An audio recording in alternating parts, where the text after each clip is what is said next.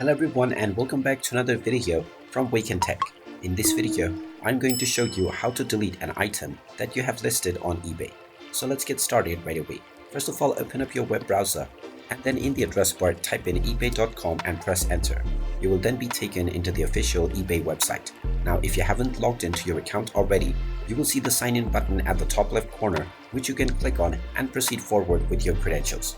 Once you are logged in and taken back to the home page, in order to delete any item that you have set up for sale, hover over to My eBay at the top right corner and then click on Selling.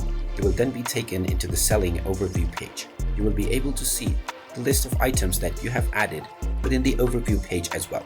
You can click on the arrow button alongside this post and click on the Delete option and then confirm your choice in order to delete any posting.